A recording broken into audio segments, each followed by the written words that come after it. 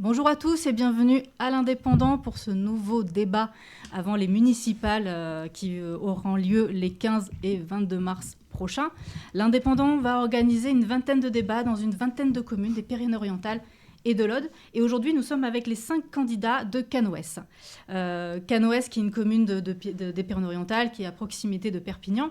Et donc, on va discuter entre nos 5 candidats sur plusieurs thématiques. Je vais tous vous présenter. Ce qui est important de dire, c'est que le maire actuel, Jean-Louis Chambon, a annoncé qu'il ne se représentait pas. Donc, ce n'est pas lui qui prend sa succession. Et je me fais moi-même mes transitions. C'est pour ça que je vais vous présenter en premier Monsieur Fourcade. Vous êtes le premier adjoint actuel du maire Jean-Louis Chambon. Vous vous inscrivez dans la continuité. C'est ce que vous m'avez dit. Voilà. Vous êtes à la tête de la liste Passionnément Canoës et vous la définissez comme une liste apolitique. À côté de vous, Monsieur Gilles Trie, bonjour. Bonjour. Vous étiez adjoint au maire actuel jusqu'en février. Vous avez perdu vos délégations et donc vous présentez une liste avec certains membres du conseil municipal actuel. Monsieur Christophe Climaco, vous êtes à la tête du collectif Canoër de gauche. Alors, je ne suis pas à la tête, je fais partie du collectif. Un collectif, il n'a pas de tête, puisqu'il est collectif. Alors voilà, c'est effectivement, il faut un représentant pour participer à un débat. C'est pour ça que je vous présentais de cette façon-là. Mais effectivement, vous êtes membre du collectif Canoër de gauche. C'est la première fois que vous vous présentez à une élection municipale. Oui. Madame Muti, Carla Muti, vous êtes au conseil municipal de Canoës, vous êtes également au conseil départemental des Pyrénées-Orientales. Vous êtes membre du Rassemblement national dans le département. Vous êtes à la tête d'une liste que vous avez qualifiée d'ouverture. Tout à fait. Et vous êtes soutenu par Louis Alliot, le maire actuel de Perpignan. C'était exactement ça.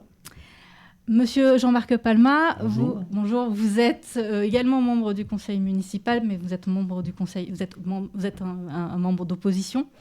Vous étiez au second tour en 2020 lors des précédentes élections municipales. Et donc voilà, et vous aussi, vous êtes à la tête d'une liste apolitique que vous qualifiez d'apolitique. Donc voilà, ce débat va s'organiser autour de 3 thèmes. 3 thèmes que nous avons définis en fait de nos échanges avec les habitants de Canoës. Il y a quelques jours, nous avons rencontré plusieurs habitants de Canoës. Nous avons discuté avec eux de la manière dont ils étaient dans la ville de Canoës, quelles étaient leurs attentes vis-à-vis du futur maire. Et de ces échanges sortent trois thématiques. Et nous allons, avant de les aborder, nous allons regarder un micro-trottoir qui résume un peu les attentes des habitants. Les projets au niveau centre médical sont super. Je pense que c'est vraiment nécessaire puisqu'ici il y a aussi des personnes âgées aussi. C'est nécessaire d'avoir donc au niveau médical, médecin, de tout, kiné, enfin tout ce qui est donc d'ordre médical. Et aussi, je pense aussi au niveau sécurité, bien sûr, parce que c'est très important, parce qu'ici on n'est pas loin de Perpignan, donc il y a pas mal de problèmes à ce niveau-là. Il serait bien que aussi la police aussi agisse à ce niveau-là. Qui nous aide, pour la publicité, pour tout. Égayer la place, parce que moi je suis sur la place Jean Ferrat, donc qui remettent le marché en route, ça serait bien.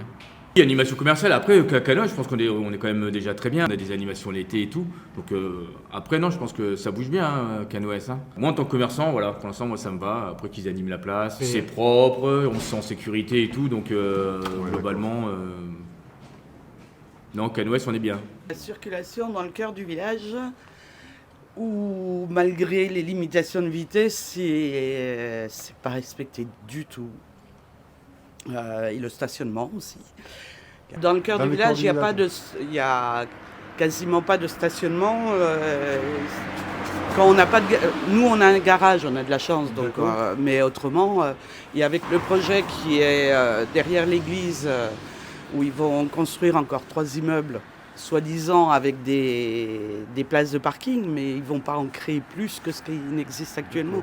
Donc en ramenant encore des familles supplémentaires, il y aura des voitures supplémentaires. Et après, les commerces au cœur du village. Mais bon, ça, à mon avis, beaucoup de personnes... Au niveau des commerces, c'est pas tip-top. Il y aurait mieux à faire, je pense, parce que le village mérite d'être mis en valeur et que les gens puissent acheter localement et des produits locaux. Voilà. La sécurité de la circulation dans la commune. J'habite à côté d'une rue. Dans une rue qui est très passante et je crains quand je sors de chez moi pour accompagner mes enfants dans la voiture. Les gens roulent très vite et j'ai peur de ça. Les aménagements routiers et urbains ne sont pas adaptés pour que la circulation ralentisse. La commune, je trouve, il fait bon vivre. Il y a de la sécurité, notamment par des caméras où on se sent bien, on ne se sent pas en insécurité, donc ça c'est un très bon point. Après, j'aimerais que son successeur aille dans la même direction. Sécurité routière, sécurité des personnes dans la commune. Donc voilà, de ce micro-trottoir-là, de ces échanges-là avec les habitants de Cannes-Ouest, nous avons défini 3 thématiques. La première est l'espace Marty, c'est cette place qui est à côté de l'église de Cannes-Ouest, qui fait l'objet d'un aménagement, et c'est un sujet de divergence entre vous. La deuxième thématique va être l'animation du centre-ville, pour parler des commerces, pour parler du marché, pour parler du stationnement aussi, un peu de la circulation. Et la dernière thématique, c'est un sujet qui est important et qui revient très régulièrement quand on interroge les habitants du département en règle générale, c'est l'accès aux soins. Donc on va parler du pôle santé qui est un projet également à Cannes-Ouest. Donc première thématique, l'espace Marty. Juste très très très brièvement, je vais résumer ce qu'est l'espace Marty et puis après je vous laisserai donner vos points de vue chacun. L'espace Marty, c'est une place qui est située derrière l'église de Cannes-Ouest, qui jusqu'à présent était utilisée beaucoup par les habitants pour stationner. Cet aménagement de cette place fait l'objet d'un projet privé avec la création de 50 logements et également d'un aménagement public avec l'espace Marty à part entière. Je vais vous donner la parole, Monsieur Fourcade, en premier, parce que vu que vous vous inscrivez dans la ligne droite du maire qui a porté ce projet, pour vous, l'espace Marty, comment vous l'envisagez ? Bien, alors déjà, je voudrais prendre la parole pour vous remercier, l'Indépendant déjà, pour cet échange entre nous, échange démocratique. C'est très bien, cette initiative, voilà, comme ça au moins on est face caméra, face à vous, et on peut effectivement donner nos avis sur telle ou telle thématique. Et donc l'espace Marty en fait partie, bien évidemment, en premier lieu. Bon, l'espace Marty, c'est un vieux serpent de mer. Enfin, les plus anciens d'entre nous le connaissent. Il y a très longtemps qu'il y a des municipalités successives qui ont souhaité effectivement racheter ce périmètre, qui est effectivement une dent creuse aujourd'hui au sein de Cannes-Ouest, mais en même temps, c'est une partie de l'ensemble. On parlera tout à l'heure du village en général. L'espace Marty, on ne peut pas le déconnecter de l'ensemble. On verra les commerces tout à l'heure. Certainement, on y viendra sur vos thématiques. Et donc, aujourd'hui, l'espace Marty, il faut juste faire un petit rappel, un petit historique. Regardez un peu dans le rétroviseur, mais très rapidement. En 2014, Maître Marty décède. Il faut prendre une décision, en gros. Est-ce que on laisse partir ce terrain, entre guillemets, avec un aménageur, ou est-ce que, effectivement, la commune fait racheter cet hectare? En gros, il y a à peu près 1 hectare de surface. Et donc, on a pris le pari pour maîtriser, effectivement, l'urbanisation et ce qu'on va faire dessus. On a pris la décision unanimement de dire voilà, on le fait acheter par le PF LR. À l'époque, c'était l'établissement public foncier Languedoc-Roussillon qui nous rachète le terrain pour un prix quand même 700 000 €, enfin, sauf si on me corrigera éventuellement. Voilà. Et donc, on a souhaité effectivement racheter ça, mais avec la contrepartie que si on faisait faire le portage par le PF, il fallait effectivement faire du logement dessus. Bon, le PF ne porte pas un terrain à 700 000 €, quel qu'il soit d'ailleurs, ou une maison, ou quoi que ce soit, sans contrepartie, on va dire. Voilà. Et donc, bien évidemment, pendant toutes les années qui ont suivi, on a travaillé dessus, on s'est rencontrés, enfin voilà, on a fait participer le citoyen. Alors moi, pour la petite anecdote, j'étais encore correspondant à l'Indépendant en 2013, et on m'a fait participer à quelques ateliers sur déjà la création de ce qu'on pouvait attendre de ce terrain-là, avec effectivement, à l'époque déjà, il y avait le pôle médical ou un centre médical qui devait se créer avec du logement, etc. Voilà. Donc effectivement, petit à petit, on a fait travailler dessus pas mal d'organismes, pas mal de cabinets d'études. Et puis il est sorti ce projet aujourd'hui, qui est aujourd'hui un peu controversé. On va le voir certainement avec la prise de parole de nos amis autour de la table. Controversé par certains, parce qu'il y a du logement, parce qu'il n'y a pas assez de parking, enfin, maintes et maintes raisons. Et donc, effectivement, vous l'avez bien résumé tout à l'heure, il y a une partie privée qui englobe 53 logements, et dont 16 logements sociaux, voilà, donc précis. Et donc, bien évidemment, avec 79 places de parking associées, bon, on verra après, effectivement, on les a entendus dans le reportage, nos administrés ont crainte qu'effectivement, il y ait beaucoup de populations qui arrivent sans place de parking, mais on a fait quand même étudier tout ça. Donc, associé à la partie privée, 79 places de parking sont proposées. Et donc, la partie publique est un peu plus attrayante, bien évidemment, puisque là, on réaménage le cœur du village, avec effectivement, encore une fois, ce jardin d'enfants de 3 000 m² qui va encore doubler la surface qu'il a aujourd'hui. Une vraie place de vie aujourd'hui dans le village, parce que la seule place qu'on a, malheureusement, Gilles le sait, enfin Jean-Marc, tout le monde, elle est un peu en pente, enfin voilà, et très exiguë. Une vraie place de village, avec effectivement, également, avec des commerces qui vont s'implanter dans ces bâtiments que l'on a achetés, qui appartenaient à M. Marty, à M. Coubris, etc. Voilà, pour en aménager du commerce, un espace de vie où on échange, où effectivement, il y aura un bistrot. Alors, on ne va pas parler trop de bistrot, parce qu'à côté d'une église, ce n'est pas très d'actualité, mais en tout cas, voilà, un endroit où un métier de bouche, en tout cas une brasserie, enfin un peu long, comme on veut, mais où les gens se rencontrent, effectivement, où on pourra échanger et donner de la vie dans ce cœur de ville. Parce qu'en fait, c'est la motivation numéro 1, quoi, j'irais, dans ce cadre-là, de revenir là-dessus et de donner la vie. On y viendra tout à l'heure, par ruissellement dans le village, donner de la vie dans ce cœur de ville qui, malheureusement, dépérit comme tous les vieux villages. Voilà. Donc, en gros, je pense que j'ai fait à peu près le tour. Voilà. Donc, bien évidemment, on s'est garanti après après le dépôt de permis de construire, que les bâtiments de face avaient été consultés, etc. En fait, quelques détails qui valent aujourd'hui de préciser. Voilà, parce que, effectivement. Et alors, j'en mets nos places de parking parce que je n'avais pas terminé également. Donc, il y en a 79 également qui seront créés dans l'espace public. Voilà. Donc, on a quand même, 80, ça fait 160 places de parking environ qui seront créées sur le périmètre en question. D'accord. Voilà. Monsieur Tri, peut-être que vous voulez... M. Fourcade est très exhaustif et précis dans les propos. Ce projet, en fait, on parle de 2013 ou même de 2012. Enfin, je me souviens même déjà en 1995, quand j'ai fait mon premier mandat d'élu, avec certains, notamment Jean-Marc, qui est avec nous aujourd'hui, c'était un sujet. On ne peut pas avoir 10 000 m² derrière une église et avoir un parking à voiture et des chiens qui se promènent toute la journée. C'est pas possible, ça. Voilà. Donc la redynamisation du centre-ville, pour moi, et pour Vivons Canoës, la liste que j'ai l'honneur de conduire, est un sujet très important. Alors peut-être juste compléter, Denis, en disant en 2013, effectivement, des réunions, des échanges, des projets qui commencent à avoir un petit peu le jour. On était dans une construction citoyenne à l'époque, chose qu'on a oublié de faire à Canoës depuis le dernier mandat, qui pour moi est le plus mauvais mandat que j'ai été mené à vivre. Je le dis clairement. Et je ne veux plus avoir ce genre de mandat à gérer. Canoës mérite beaucoup mieux. On est dans une situation aujourd'hui qui est très délicate. On est un peu isolé de l'ensemble des partenaires financiers. On a 12,5 millions d'endettement. Peut-être que M. Fourcade pourra me dire, même si dans l'année, il n'y a pas eu encore notre emprunt qui a été contracté, parce que ça, je ne le sais pas aujourd'hui. On est en grande difficulté sur nos nouveaux projets, parce qu'on doit tous faire des projets dans notre campagne. L'Espace Marty est un projet. Je pense que tout le monde aura la prudence de dire ok, je vois les gens porte à porte. Ils disent non mais d'accord, ok, il y a un potentiel important à Canoës, on y vit bien, mais quand même, on a quand même des soucis dans le sens où il nous manque du commerce, il nous manque d'attractivité dans le centre-ville. Et autre point, puisque je reviens sur l'Espace Marty, le logement est un sujet. Alors bien entendu qu'on en fait pas assez, on a une grande crise de croissance entre la période 2008 et 2015-2016. Il ne faut pas non plus agrandir de façon très importante la commune, mais en même temps, on est contraint par la loi SRU, donc qui est une contrainte supplémentaire au fait qu'on ait porté ces 10 000 m² par l'EPF.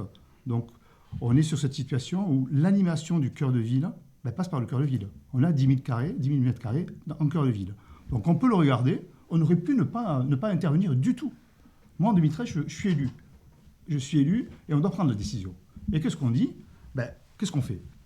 On n'y va pas. J'ai vu des projets à 110 logements. Voilà, Madame Muti, Monsieur Palma, 110 logements là-dedans. C'est pas possible. On ferme les yeux, on ne le regarde pas du tout, ça. Ou on dit on y va. Alors aujourd'hui, on y va. On a décidé d'y aller. J'étais encore dans le groupe majoritaire. Et je suis fier qu'on ait acheté ce terrain. Parce que si on ne l'avait pas fait, qu'est-ce qui serait passé aujourd'hui? C'est à volo, à un aménageur privé qui aurait fait ce qu'il a voulu. Alors peut-être que le projet et les projets qui seront présentés ne seront pas parfaits, mais la réalité, c'est que si on parle d'animation du cœur de ville, ça passera aussi par l'espace Marty. Je vais donner la parole à Monsieur Climaco. Le point de vue de votre mouvement sur l'aménagement de cet espace. Alors, le point de vue, il est très simple. On est contre le projet actuel, de A jusqu'à Z. J'ai entendu dire qu'il n'avait été rien fait sur ce terrain, il avait été ou le parc, qu'il n'y avait rien eu sur ce terrain. Je suis né à Cannes-Ouest, j'ai vécu à Cannes-Ouest, ça fait 40 ans, plus de 40 ans. J'ai connu des fêtes sur ce terrain-là. J'ai connu des vides-greniers, donc un terrain qui était vivant et qui appartenait au privé. Là, alors certes, oui, il fallait acheter ce terrain, il ne pouvait pas tomber dans le domaine privé. Mais là, avec un investisseur privé, est-ce que ce n'est pas en gros ce qui est en train de se passer? Alors, ce n'est pas qu'on est contre les logements sociaux, bien sûr, il en faut, mais il y a d'autres moyens de pouvoir en faire et ailleurs. Après, on est d'accord, c'est le poumon de Cannes-Ouest. Il faut l'investir. Il y a une maison qui a été occupée par la police municipale il y a quelque temps, la maison de l'ancien docteur Dominger, voilà, qui pourrait être réhabilitée, il pourrait faire plein de choses sur la culture ou autre. Il y a plein de propositions qui peuvent être faites. Après, c'est que veulent les citoyens? J'ai entendu dire qu'on avait été consulté. Alors, consulté sur des réunions publiques. Est-ce que tout le monde peut se déplacer? Est-ce que les heures sont bien régulées pour qu'il y ait le maximum? Alors, la municipalité en place a su, quelquefois, aller au contact, en tout cas des citoyens. Pour preuve, pour le terrain de paddle, il y a eu une consultation en ligne. Donc là, pourquoi il n'y a pas une consultation aussi en ligne de ce terrain-là? En tout cas, c'est ce qu'on veut porter, c'est vraiment la démocratie citoyenne. C'est rendre aussi le pouvoir, entre guillemets, aux citoyens et aux citoyennes, aux Cannoirs et aux Cannoirdes, parce que l'équipe municipale, en fait, elle est juste là pour mettre en place le projet qu'ils auront décidé. Nous, on n'est que là pour faire que des propositions. Le conseil municipal, lui, après, il met en œuvre ce que les citoyens ont demandé. Pour terminer, il y a plein d'idées, et justement, il faut après en discuter aussi avec les citoyens sur cette réhabilitation, ce poumon. Il peut être le lien entre le vieux centre-ville et, entre guillemets, le nouveau centre-ville, en tout cas le quartier, le pont entre peut-être la nouvelle mairie et l'ancienne mairie, mais qui pourrait aller encore plus loin, pour aller vers le cimetière et remonter. Donc il pourrait aussi donner une attractivité. Par contre, sur les parkings, si on fait un calcul rapide, 56 places de privé, 16 places pour le social. Si les foyers sont à 2 voitures, on arrive déjà à 144 places d'occupés. Et si on en a en tout 180, ça fait qu'à minima, il reste que 30 places. Comment, avec une trentaine de places, on peut demander au commerce de venir s'installer et d'être attractif? Donc là aussi, nous, pour le coup, c'est de réaménager intelligemment, avec des études, le parking pour qu'il soit aussi... avec le temps, on le voit, ce dérèglement climatique, que ça ne soit pas du béton, mais que ça puisse être aussi un point où quand il pleut, ça ruisselle à l'intérieur de la terre et pas à l'extérieur. En gros, voilà, alors il pourrait y avoir une place, il pourrait y avoir des aires de pique-nique, mais tout ça, voilà, ça se discute. Nous, on n'est pas dans les chiffres, on est dans les propositions, mais en tout cas, toutes les propositions qu'on va faire, on va les soumettre aussi aux habitants. Alors, je sens que vous voulez répondre, mais je vais d'abord donner la parole à tout le monde sur le sujet, et après je vous redonnerai la parole. Madame Muti, vous êtes opposée au projet actuel.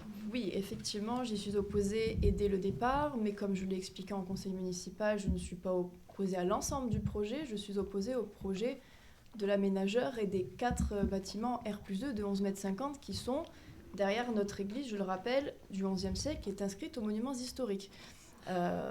Moi qui ai fait des études dans le patrimoine, ça me choque au niveau des monuments historiques, notamment parce qu'on le sait, et c'est bien normal, on va le dire, ils chipotent pour à peu près tout type de rénovation avec les petits propriétaires privés qu'il y a autour, et c'est bien normal.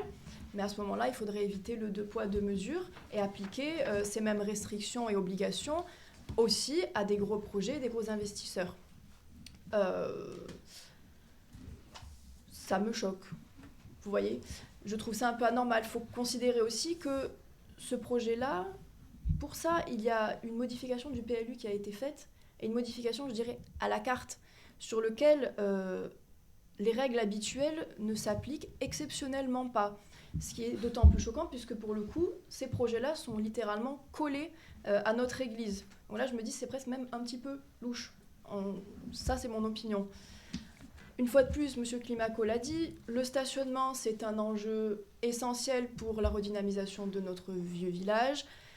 On le voit bien, les commerces, il y en a de moins en moins, et c'est pas en réduisant notre stationnement à peau de chagrin, puisque effectivement, chaque foyer aura à minima 1 à 2 véhicules, sinon plus, il y a des grands enfants qui conduisent, déjà, voilà. Ça fera au final plus grand-chose pour développer quoi que ce soit. Et sans stationnement, il n'y a pas de commerce, pas d'animation. Voilà, c'est QFD, on ne peut pas aller plus loin. Avec ce projet-là, ça nous empêcherait totalement de mettre en place de nouvelles choses, alors que l'espace Marty doit être le joyau et le centre, le poumon de Canoës, qui fait effectivement le lien entre le centre ancien et, je dirais, le nouveau centre qui a été créé par la majorité actuelle. Donc effectivement, au lieu de logements qui, je pense, ont leur place, oui, mais ailleurs, pas à cet endroit-là.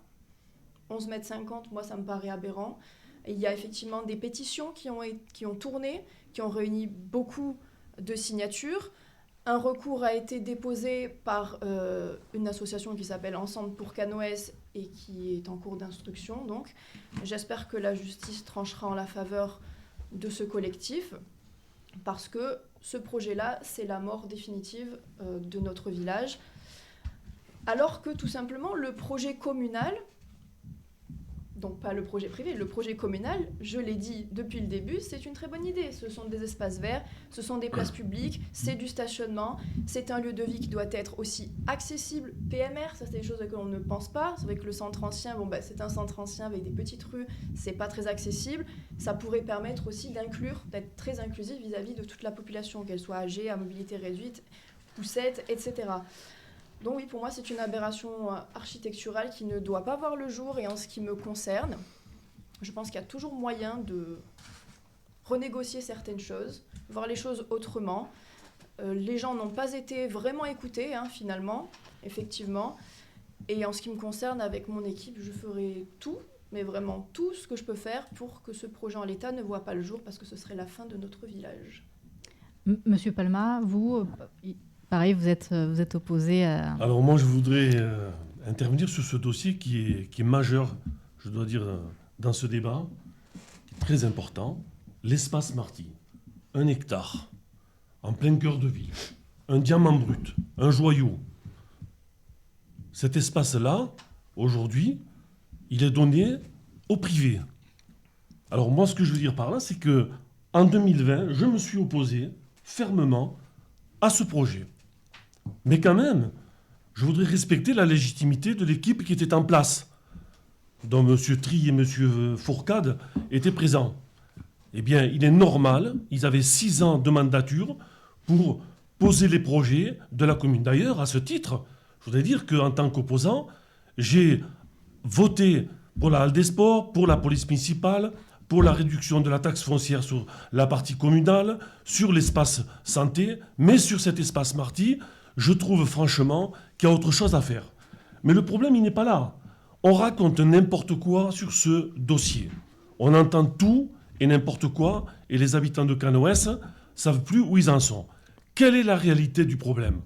Le problème, c'est qu'aujourd'hui, il y a un permis de construire qui a été signé en bonne et due forme. Ce permis de construire a été validé par les Bâtiments de France. Et ce permis, aujourd'hui, il suit son cours dans le recours des tiers. On est dans le recours des tiers. Effectivement, une association s'est portée partie contre ce projet et imposé un avocat pour essayer d'arrêter ce projet, mais il semble que ce sera difficile. Alors moi, j'ai une autre méthode qui n'est pas celle de raconter n'importe quoi. C'est simplement de dire, si je suis maire demain, oui, le déplacement du projet est possible. Comment il est possible? Eh bien, négocier avec l'opérateur privé, essayer de voir avec lui la possibilité de déplacer ce projet ailleurs, parce que si nous partons dans une procédure, la procédure, en fait, on est dans un état de droit. C'est pas le Far West en France. Et donc, si demain, comment ça s'appelle excusez-moi, la procédure va jusqu'au bout de son terme, on peut gagner, mais aussi on peut perdre ce procès. Donc négocions avec le promoteur pour essayer de trouver une solution gagnant, et je pense que c'est ça. Et puis ensuite, en conclusion, je voudrais dire que ce projet doit faire appel à un concours d'architectes, il doit faire appel à un référendum au niveau de la population. Imaginez le plus beau projet du département sur cet espace-là. L'architecture est quelque chose de très très important. Voilà. Et donc je voudrais dire aujourd'hui, oui, je suis opposé à ce projet, tout simplement parce qu'il ne correspond absolument pas à ce qu'on peut faire demain sur cet espace absolument magnifique. Monsieur Fourcade, est-ce que vous... Alors, il y a une opposition au projet. Peut-être que je vais vous laisser répondre, parce que je voyais que vous notiez les arguments. Tellement d'arguments.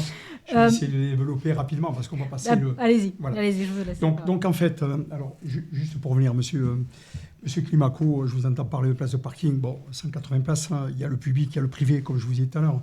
Il ne reste pas que 20 places pour les gens qui vont arriver ailleurs que du privé. On est bien d'accord. Donc aujourd'hui, les 79 places qui sont fléchées sur le projet privé de l'Ateliria, le projet de l'Ateliria d'ailleurs, pour te mettre son nom, il est conforme à ce que nous demandent ce qui est prévu pour les ménages qui vont venir sur place, les logements sociaux, les stages logements sociaux, etc. Donc les 79 places ou les 80 places en gros qui vont être, alors on y viendra certainement tout à l'heure avec les poches de parking qu'on entend créer quand bien sûr après cette élection, les poches de parking sur le village, elles seront ce manque de place éventuellement seront compensés effectivement par ces poches de parking qui seront créées dans le village. Voilà. Donc ça c'était juste, j'ai noté juste ce petit truc. Madame Muti, l'aberration. Bon, c'est un bien grand mot.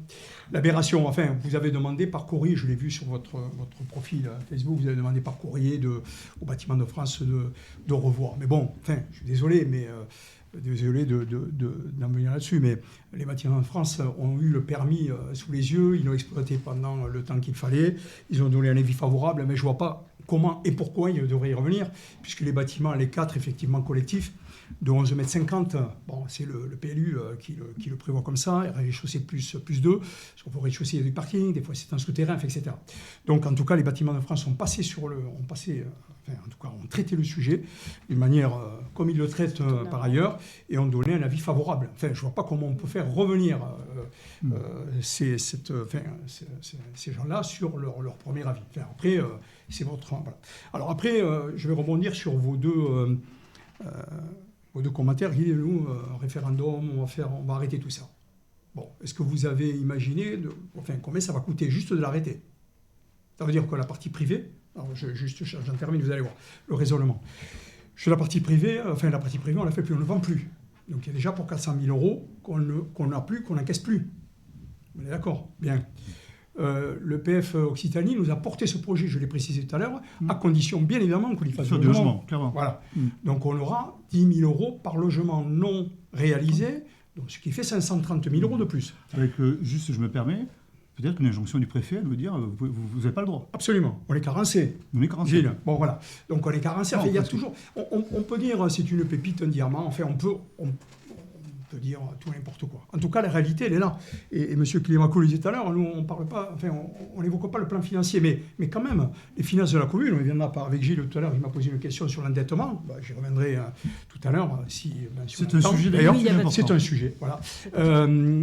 on ne peut pas faire tout n'importe quoi. Sans compter que l'aménageur qui a travaillé va nous attaquer, bien sûr. Si on lui dit maintenant ça suffit, on arrête tout ça, il va nous attaquer en justice, il va demander des dommages intérêts. Enfin, tout ça va nous coûter des sommes avant même d'avoir bougé un petit gravier sur l'espace. Tout à fait. Mais M. Fourcade, juste pour intervenir, je pense quand même que la puissance publique, au lendemain des élections, je pense que si demain je suis le maire de Cannes-Ouest, je peux vous garantir que l'opérateur privé sera dans mon bureau et je dirais il y a 2 écoles. La première, on discute pour déplacer le projet, et la deuxième, vous n'acceptez pas et on part dans une procédure. Et il aura la puissance publique en face de lui.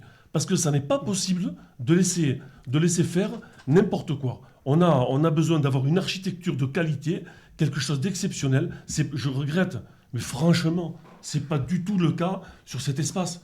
Mais est-ce que le soir, quand vous allez sortir de Cannes-Ouest ou que vous allez venir de l'avenue de Perpignan, que vous allez rentrer dans cet espace, est-ce que franchement vous allez faire « Waouh, mais qu'est-ce que c'est beau, qu'est-ce que l'architecture est belle, qu'est-ce que les éclairages sont beaux ?» Mais non, ça ne sera pas ça. Ça sera des bâtiments de 11 mètres de hauteur, il y aura 4 bâtiments, c'est un désastre. Donc voilà, moi je vous le dis, si demain je suis le maire de la commune, j'interviendrai auprès de l'opérateur privé pour lui proposer de déplacer ce projet ailleurs avec des participations financières, parce que ça existe. Les participations, quand on a fait le CROUSAT, le groupe a donné des participations financières à hauteur de 300 000 €. Ça nous a permis de faire le rond-point à l'extérieur. Et ça sera du même tonneau. On va arriver à protéger cet espace et prendre le temps de faire un appel à projet, un concours d'architectes, et ensuite de voir avec la population quel est le plus beau projet pour Cannes-Ouest et quel est le plus beau projet pour ce département, parce que c'est un endroit magique. Voilà, je vous le dis avec le cœur, mais franchement, c'est pas possible de laisser faire ce projet. D'autant plus que vous voulez faire un parking, mais le parking, il faut rentrer, mais il faut sortir. Vous voyez la bouche, l'énorme bouche qu'il y aura au niveau du docteur de la maison du docteur Dominger. Non mais c'est dément. Donc voilà, je suis contre ce projet pour cette raison-là. D'abord, Madame Muti, puis après je vous donnerai la parole, Monsieur Gilles. Denis, pour te répondre, effectivement, ça s'appelle un choix politique. Alors effectivement, si on arrête un projet comme ça, il y aura des répercussions financières certainement lourdes. Mais ça s'appelle un choix politique pour les prochaines décennies, les prochaines générations. Okay. Moi, je ne vois pas mon village dans lequel j'ai grandi finir de la façon dont je le vois, être défiguré de la sorte par ces bâtiments qui, je ne sais pas si vous vous en souvenez, mais quand le cabinet est venu nous le présenter en conseil municipal, la mâchoire m'en est tombée parce que vraiment, j'ai pas compris qu'on puisse nous présenter ça, me dire oui mais on a mis des tuiles pour entrer dans l'architecture. Non, ça reste des bâtiments modernes de 11,5 mètres, juste à côté de petites maisons catalanes dans un village catalan. Je vois pas mon village finir comme ça. Et si des négociations doivent être faites, parce que pour moi, et il faut le dire aux gens quand même, tant qu'on n'a pas tout essayé, tout n'est pas perdu. Je pense qu'il y a encore moyen de négocier des choses, éventuellement, effectivement, mais ça, une fois de plus, c'est un choix politique, payer des pénalités s'il le fallait, mais il faut tenter. Dans tous les cas, il faut tenter. Monsieur Trier, vous vouliez répondre oui. à... Juste, en 2015, si vous aviez été au conseil municipal, auriez-vous acheté ce terrain ? Bien sûr. Jean-Marc ? Mais bien sûr, mais à l'époque, c'était Romain Escudier, et M. Marty, l'avocat, ne voulait pas vendre ce terrain. En 2015, c'était pas M. Escudier. En 2015. Oui. Non, L'achat du terrain. J'étais pas. Voilà, non, mais si vous aviez été au conseil, est-ce que vous auriez acheté ce terrain ? Mais c'est un terrain qu'il était impensable de lâcher. Bon. Je pense qu'aucune collectivité n'aurait lâché ce terrain. Donc maintenant, ce terrain, et je l'ai dit tout à l'heure, 10 000 m² derrière une église, c'est pour moi, pour nous, et demain, si je suis maire de Cannes-Ouest, il y aura effectivement une belle place de village, il y aura de belles animations dessus. On sera certainement contraint par du logement. La seule chose qui pourra faire reculer peut-être le logement, c'est pas des recours, c'est pas des sommes encore dépensées pour rien faire. C'est que peut-être l'équilibre économique du projet de logement ne soit pas respecté. Parce qu'on est sur une cinquantaine de logements et que je sais que cet équilibre est très très fragile aujourd'hui et qu'on ne sait pas si peut-être, et là je ne veux pas mettre un pavé dans la mare, mais est-ce qu'il n'en faut pas 60 ? Je ne sais pas ça aujourd'hui, j'ai plus d'informations. Et là, ça remettra en cause tous nos positionnements. Aujourd'hui, on est bien sur un projet qui est dimensionné, il y a des choses qui ont été réfléchies, tout ne sera pas parfait, mais ce sera toujours mieux qu'un parking avec quelques voitures et des chiens derrière l'église. Et on a 6000 m², et pas 10 000, mais on a 6000 m² sur cet espace-là, où des choses pourront se faire. Monsieur Climaco, oui. Alors oui, des choses pourront se faire. Des choses vont se faire. Alors j'ai entendu M. Palma qui dit si je suis maire, voilà, il y aura rien. On peut, effectivement, prendre des décisions politiques. Par contre, on ne doit pas subir les décisions politiques. Les décisions politiques qui ont été prises après, est-ce qu'elles ont été en concertation avec les Canoirs et les Canoardes ? Est-ce que vous êtes allé voir les citoyens pour leur dire, voilà, on va acheter ce terrain et on va mettre des logements ? Non. C'était l'achat du terrain et après, il y a les projets. Et le projet, il arrive à deuxième mandat d'un maire. Mais à quel moment les citoyens, ils ont été consultés ? Parce qu'après, il est très simple de dire que densifier le poumon de Cannes-Ouest, et on l'a vu dans le reportage, l'insécurité routière, densifier encore ce terrain-là qui est libre, qui est aéré. Alors le densifier en habitation, je suis navré, Monsieur Fourcade, ça va le densifier en transit routier. Et quand on voit actuellement les routes, vous parliez de mobilité pour les personnes en situation de handicap, le centre-ville en est totalement dépourvu. Et on va encore densifier, donc je pense que oui, il faut dire à un moment donné un stop.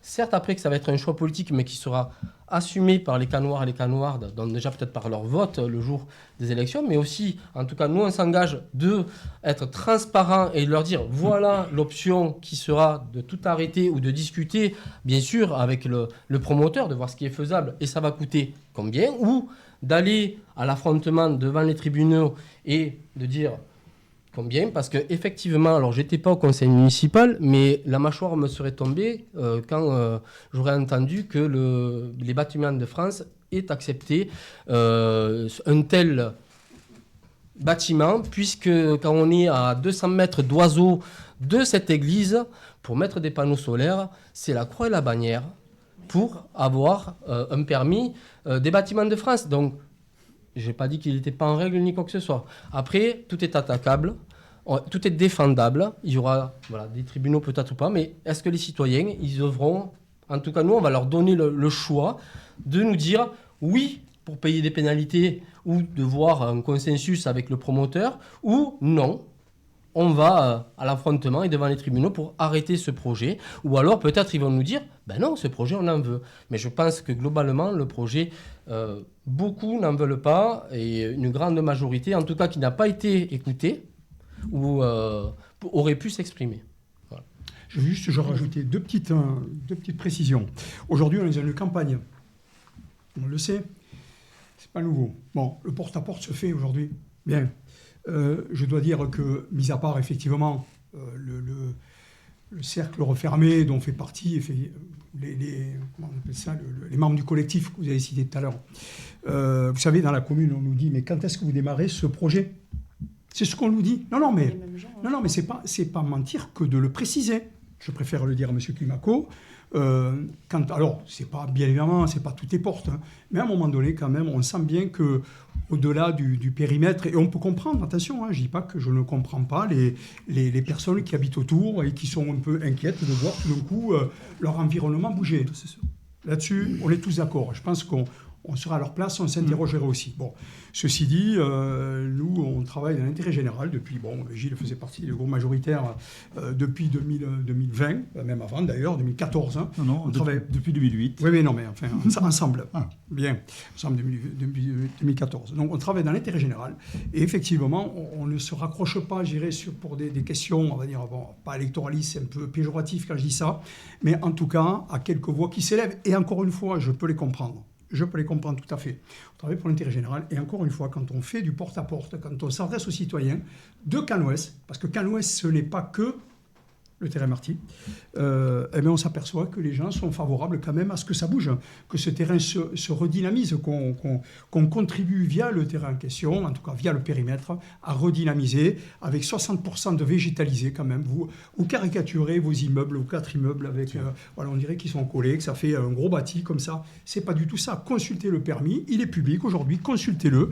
Vous allez voir que c'est pas ce que vous en décrivez aujourd'hui, ce que vous souhaitez faire passer comme information aux futurs votants, enfin en tout cas voilà, à la population. Ce n'est pas ça, M. Palma. Non. C'est un projet très équilibré. Il faut du logement à Canoës.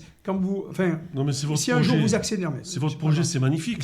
Vous pensez que c'est très bien pour la population? Moi, je pense tout le contraire. Je termine, M. Palma, s'il vous plaît. Puis après, voilà, je ne vous ai pas coupé, je ne vous ai pas interrompu. Bien. Donc vous verrez, le maire de Canoës aujourd'hui, M. Chambon, a régulièrement des demandes de logement sur son bureau. Il ne peut pas y faire face. M. Gilles, qui travaille aujourd'hui dans le logement également, pas nécessairement à Canoës. On sait qu'il y a un besoin de logement à Canoës, comme d'ailleurs sur toute la France. Canoës est une ville attractive, tout le monde veut venir y habiter.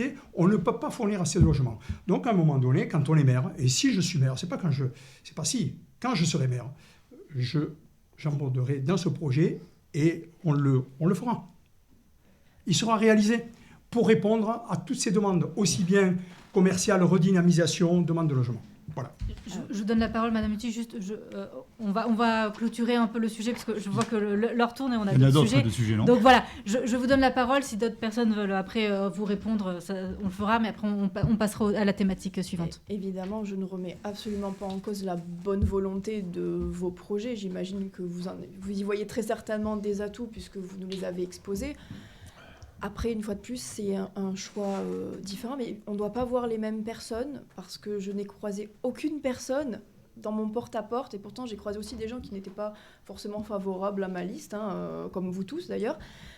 Et je n'ai croisé personne qui était favorable à ce projet. Mais personne, pas un seul. Donc on ne doit pas voir les mêmes personnes. Absolument. Ou alors on en voit plus peut-être de l'autre côté, je ne sais pas.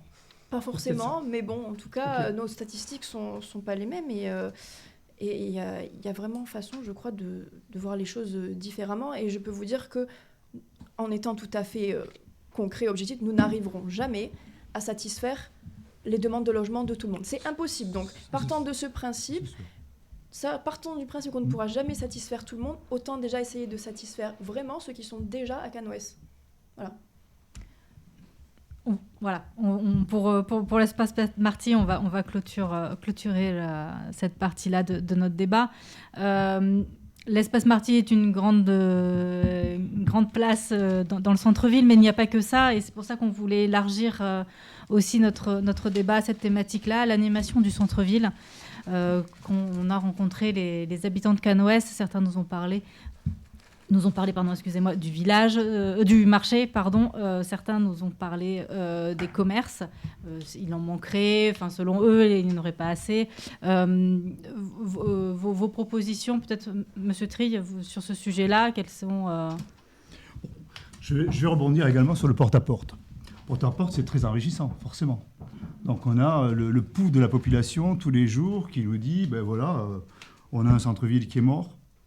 On a un centre-ville sans action, sans volonté, c'est leur mot, presque plus de commerçants, aucune animation proposée, trop de contraintes pour y accéder.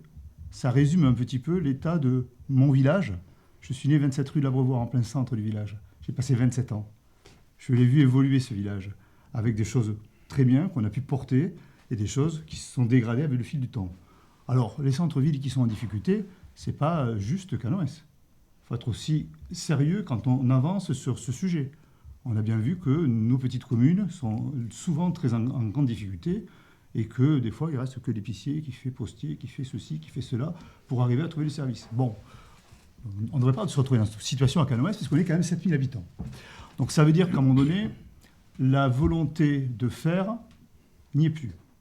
Et c'est là où il y a quand même un sujet, puisqu'aujourd'hui, même s'il y a des actions qui ont été entreprises, et je fais en sorte, chaque fois que j'avance sur un sujet avec ma liste et que je propose des choses, d'être très objectif sur le bilan. D'abord, j'ai contribué pour beaucoup, puisque je vous rappelle que depuis 2008, j'étais adjoint, et que pour des divergences importantes, on sera amené à parler, il y a les finances, il y a le projet sur le pôle de santé, il y a une gestion désastreuse des lotissements communaux. Donc, j'ai souhaité prendre aussi mon autonomie, puisque on me dit que quand on n'est pas d'accord, on vous enlève vos délégations, sans autre forme de procès. Je pense que M. Foucault y a contribué pour beaucoup, mais ce n'est pas comme ça qu'on écarte des gens natifs de la commune qui se sont impliqués depuis toute la vie et qui veulent que leur commune fonctionne bien.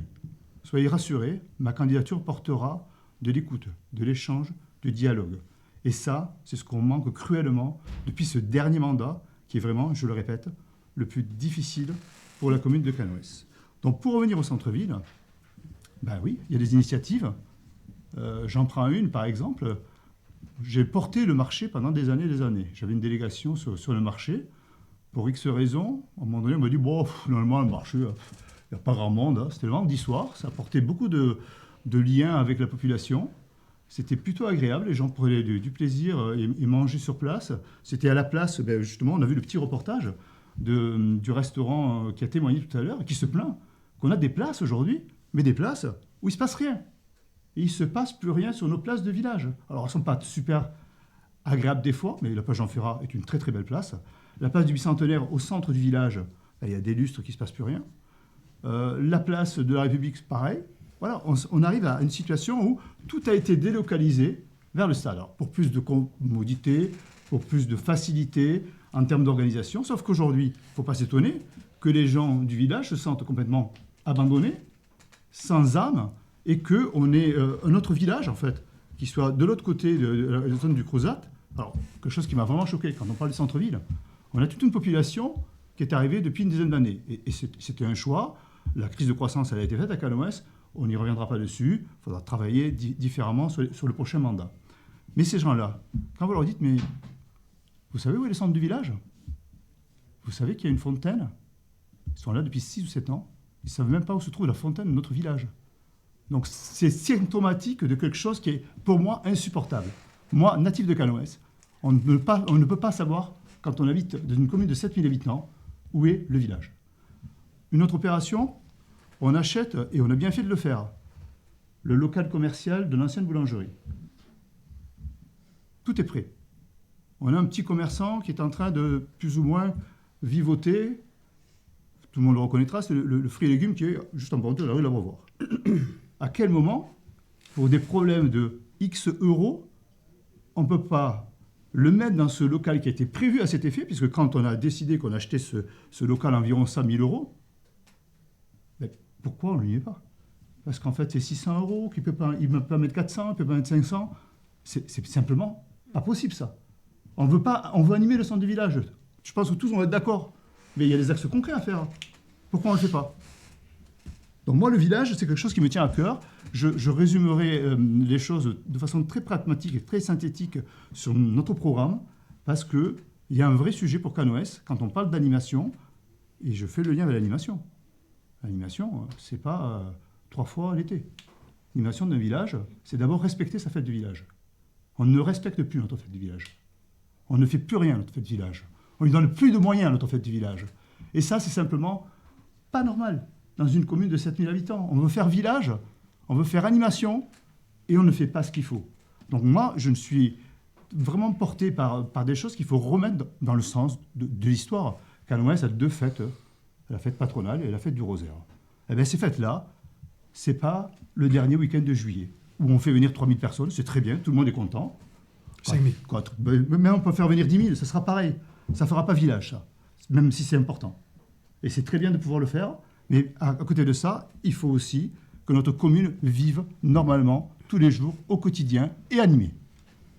Madame Muti, vos propositions par rapport au centre-ville et à l'animation J'ai effectivement beaucoup de choses à dire sur le centre-ville, et pour beaucoup, je rejoins ce que vient de dire Gilles Trille. Tout d'abord, il y a un constat qui est effectivement étonnant et même un peu affligeant. Dans le sens où la majorité a effectivement vidé au fil des années le centre ancien de toute sa substance pour créer une forme de nouveau centre au niveau du Crozat, effectivement.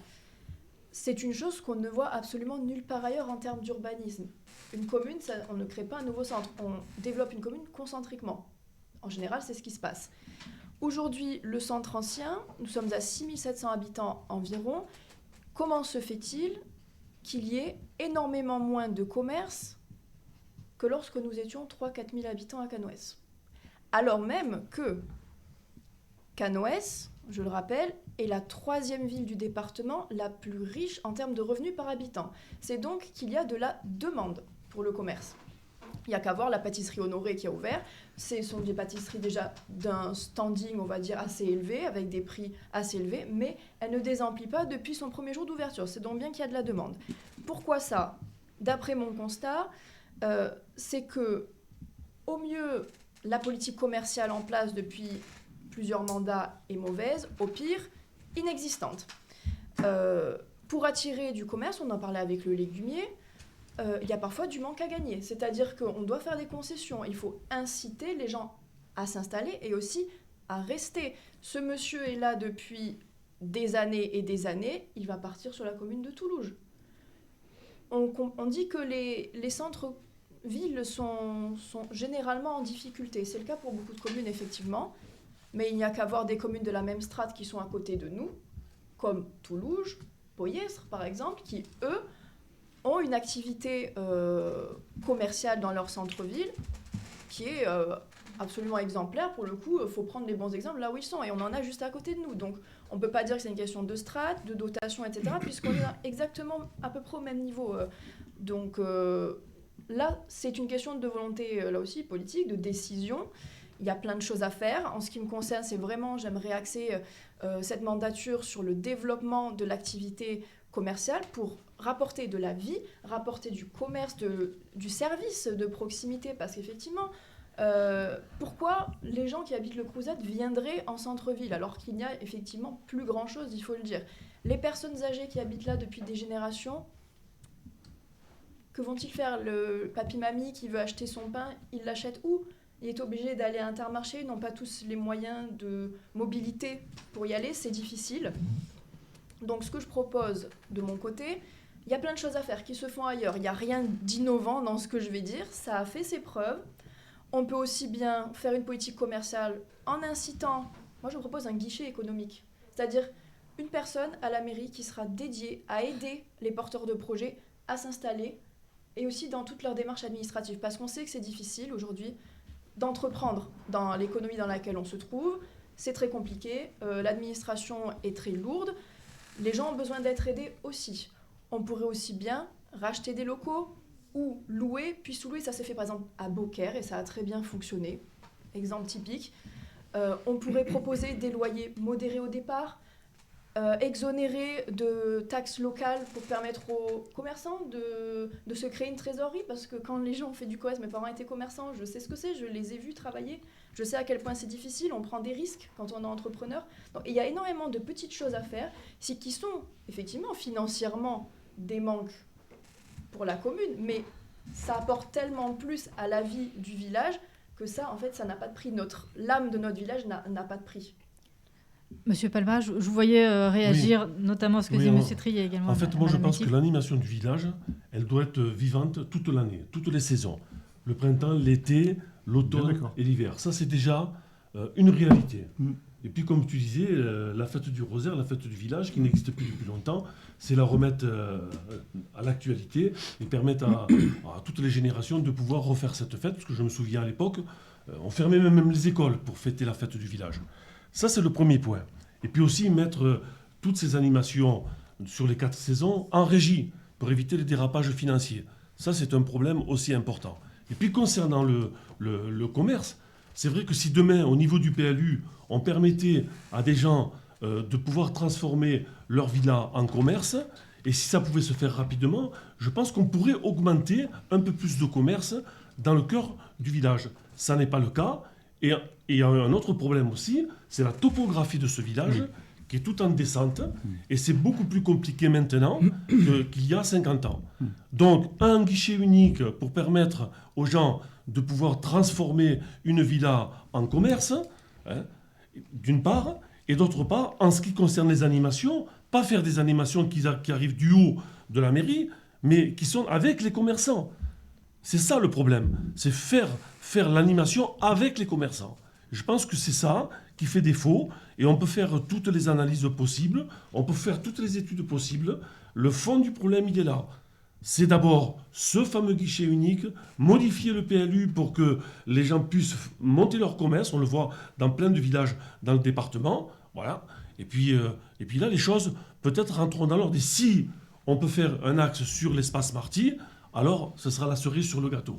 C'est ce que tu disais tout à l'heure, Gilles. Donc on y revient, oui, effectivement. Voilà. Donc voilà, il y a une trajectoire. Et nous, dans notre équipe, nous allons présenter un projet d'animation sur les 4 saisons, hein, en articulant tout ça. Bien entendu, je ne vais pas le dévoiler aujourd'hui puisque il est en préparation. Mais voilà. Monsieur Climaco, le mouvement que vous représentez a des propositions sur l'animation du centre-ville. Il y a des propositions, mais avant de parler d'animation, on en a discuté tout à l'heure sur l'insécurité routière et autres, sur les difficultés du centre-ville. Donc il faudrait déjà se poser aussi, parce que les commerces pourront s'installer que si les gens viennent au centre-ville. S'il n'y a pas de place de parking, s'il n'y a pas de la mobilité pour venir au centre-ville, s'il n'y a pas de la facilité pour aller en vélo ou autre dans le centre-ville, pourquoi les commerçants viendraient à cet endroit puisqu'il n'y a personne? Donc c'est déjà peut-être se poser et réfléchir pour créer un plan de mobilité mais global sur la commune, puisqu'elle a dit la commune aussi, elle est alliée, mais elle a été un peu disloquée. Voilà, quand M. Trier dit il y a des personnes qui ne connaissaient pas l'ancienne fontaine, mais c'est un emblème de Cannes-Ouest, je dirais. Donc il faut rattacher tous ces coins de Cannes-Ouest. Voilà, alors ça peut être le Cruzat rattaché par l'Ateliéria, par le terrain Marty, mais par justement ce plan global de mobilité qui soit mis en place. Alors il y a eu des avancées et il y a eu des bonnes choses de fait, hein, les pistes cyclables, des aménagements le long du cimetière, mais il faut continuer pour donner envie de venir dans le centre-ville, et en venant dans le centre-ville, les commerces aussi peut-être reviendront plus grandement. Bien sûr que la situation économique nationale n'est pas favorable à 100% pour les entrepreneurs, il faut les aider. Donc, bien évidemment qu'on soumettrait aussi à la population de voir si on procède à des exonérations au niveau de l'ancienne taxe professionnelle, à changer de nom, mais aussi est-ce qu'il faut changer le PLU ou pas. Voilà, c'est pas non plus, comme j'ai dit, à un maire ou à son équipe majoritaire, c'est aux citoyens de Cannes-Ouest de pouvoir dire oui, nous voulons ça ou pas, et de remettre aussi ces grands projets, parce que c'est des grands projets, vraiment à la démocratie citoyenne, directement, et que ça soit en concertation, et qu'après ça soit le conseil municipal dans son ensemble, avec ses oppositions, avec ses majorités, qui mettent en œuvre ce que les Cannoirs et Cannoirdes ont voulu. Alors bien sûr, on pourrait aussi, pourquoi pas envisager une aire de camping-car pour attirer, parce qu'on est un département de tourisme. Pourquoi on est un village où le tourisme est laissé entre guillemets à l'abandon, avec peut-être quelques gîtes ou quoi que ce soit. Mais vous l'avez dit, une église qui est classée monument historique, qui est sur les chemins de Compostelle, avec un lien avec l'abbaye de la Grâce dans l'Aude. Donc pourquoi pas une aire de camping-car qui serait municipalisée, hein, ça veut dire pas donné au privé, ou si vous achetez local, il peut y avoir un tarif dégressif, mais c'est aussi, je dirais, peut-être connaître et promouvoir nos producteurs de village, parce que faire un marché et faire venir un primeur quand on a déjà un primeur, c'est peut-être se tirer une balle dans le pied. Par contre, voir avec eux sur plusieurs réunions et voilà, qu'est-ce qu'on peut faire avec vous et avec les nouveaux commerçants qui pourraient après être tentés de venir? Oui, effectivement, des marchés, mais pas que des marchés au Cruzat. Il faut un marché aussi au centre de ville ancien, mais peut-être qu'il faudrait réfléchir, qu'il faudrait peut-être aussi un marché sur la route de Nice et de Ponteilla, même si la densité au niveau de la population est moindre, mais au niveau mètre carré, c'est peut-être plus grand que le Cruzat. Tout ça, c'est des propositions qui restent à discuter. En tout cas, ce qui est porté par le collectif, c'est surtout de garder ces régies municipales, de ne pas donner au privé. Ça veut dire d'avoir un projet et après de donner à un entrepreneur privé le soin de tout réhabiliter et de potentiellement mettre un loyer élevé. Ça va freiner aussi l'entrepreneuriat. Mais la première chose aussi, c'est de refaire revenir les Cannoirs et les Cannoirdes dans leur centre-ville. Tant qu'on n'aura pas donné l'opportunité de pouvoir revenir, se balader, regarder les beaux monuments, cette belle arche aussi qui date... Porsche, oui. Mais Porsche, ça faisait voiture, donc c'est pour ça que je préfère une arche. On passe Ça sur s'appelle une arche. ça s'appelle la rue du Porsche. Exactement. Mais voilà, de se réapproprier, parce que je pense que les Canois et les Cadenoirs ne s'approprient pas l'entièreté de la commune, de leur territoire, ben, ça ne peut passer que par là, et donc par un pan global qui va redéfinir peut-être aussi des rues à piétoniser, peut-être des rues à mettre en sens unique, peut-être des rues aussi à complètement débétoniser pour amener de la verdure aussi. Voilà, mais tout ça, bien sûr, ça se réfléchit. Et surtout, la compétence, c'est les citoyens qui les ont. Nous, en tout cas, dans le collectif, on pense que le conseil municipal n'est là que pour mettre en marche et en pratique ce que les citoyens auront demandé. Monsieur Fourcade, vous l'avez vu également dans le micro-trottoir qu'on a diffusé. Il y a des attentes des habitants de Cannes-Ouest sur l'animation du centre-ville. Bon, vous l'avez tous résumé, en fait. Bon, malheureusement, Cannes-Ouest, il faut, encore une fois, il faut regarder un peu dans le rétroviseur. Cannes-Ouest, je sais pas, c'est toi qui l'as dit, je pense, Jean-Marc. Cannes-Ouest, c'est construit autour de l'église, avec des pentes partout, avec des petites maisons très exiguës. Alors, tout à l'heure, d'entre vous disait, mais pour quelle raison le commerce ne revient pas? Il ne revient pas, il s'en va déjà. Bon, malheureusement, il y a des gens qui gèrent mal leurs affaires, qui prennent la retraite et qui, voilà, ils arrêtent leurs activités pour une raison X ou Y et ils abandonnent leur local. C'est pas pour ça que quelqu'un reprend derrière. On est bien d'accord, le constat, il est là. Bien. Donc ensuite, vous avez pas mal d'espaces aujourd'hui qui sont très exigus.